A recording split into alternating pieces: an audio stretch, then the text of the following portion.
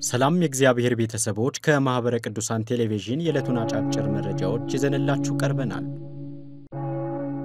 ሶስቱ ብፁዓን አበው ሊቃነ ጳጳሳት በቅዱስ ሲኖዶስ ጉባኤ ላይ ለመሳተፍ በዛሬው ዕለት ሲገቡ ደማቅ አቀባበል ተደረገላቸው። ይህንንም አስመልክቶ ከኢትዮጵያ ኦርቶዶክስ ተዋሕዶ ቤተክርስቲያን ቋሚ ሲኖዶስ መግለጫ ተሰጥቷል። በውጭ አህጉረ ስብከት ተመድበው ሐዋርያዊ አገልግሎታቸውን በመፈጸም ላይ የሚገኙ ብፁዕ አቡነ ጴጥሮስ የቅዱስ ሲኖዶስ ዋና ጸሐፊ፣ የኒውዮርክና አካባቢው ሀገረ ስብከት ሊቀ ጳጳስ፣ ብፁዕ አቡነ ቴዎፍሎስ የሰሜን ካሊፎርኒያና አካባቢው ሀገረ ስብከት ሊቀ ጳጳስ፣ ብፁዕ አቡነ ያዕቆብ የጆርጂያና አካባቢው ሀገረ ስብከት ሊቀ ጳጳስ ወደ ሀገር ቤት በመግባት ዓመታዊ የቅዱስ ሲኖዶስ ምልዓተ ጉባኤን እንዲሳተፉ ቅድስት ቤተክርስቲያን በቅዱስ ሲኖዶስ በኩል ጥያቄ ማቅረቧ ይታወቃል። በመሆኑም መንግስት ቅድስት ቤተክርስቲያንን ያቀረበችውን ጥያቄ ተቀብሎ ሶስቱ ብፁዓን ሊቃነ ጳጳሳት ወደ ሀገር እንዲገቡ በመፍቀድና ተግባራዊ ምላሽ በመስጠቱ ከፍ ያለ ምስጋና እናቀርባለን ብለዋል። መረጃው የኢትዮጵያ ኦርቶዶክስ ተዋሕዶ ቤተክርስቲያን ሕዝብ ግንኙነት መምሪያ ነው። ማህበረ ቅዱሳን በውጭ ማዕከላት በኩል ዘርፈ ብዙ አገልግሎቶችን እያከናወነ መሆኑ ተገለጸ።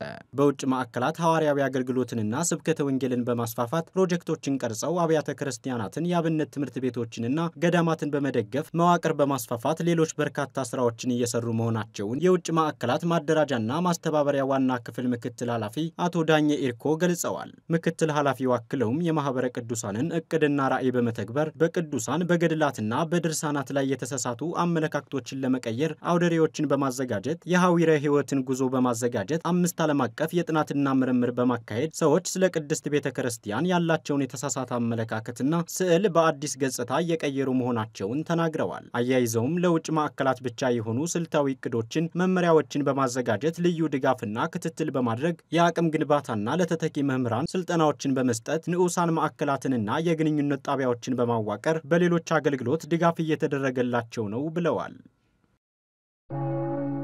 በማህበረ ቅዱሳን ሐዋሳ ማዕከል በደረጃ 2 ያሰለጠናቸውን የሲዳማ ቋንቋ ተተኪ መምህራን አስመረቀ። በማህበረ ቅዱሳን የሐዋሳ ማዕከል ስብከተ ወንጌልና ሐዋርያዊ አገልግሎት ዋና ክፍል አዘጋጅነት ከሲዳማ ሀገረ ስብከት ስር ካሉ 8 ወረዳ ቤተ ክህነቶች ለተወጣጡ 14 የሲዳመኛ ቋንቋ ሰባኪያን ከሚያዝያ 26 እስከ ግንቦት 6 ቀን 2017 ዓ.ም ድረስ ሲሰጥ የነበረውን ስልጠና ተጠናቆ የምረቃ መርሃ ግብር ተከናውኗል።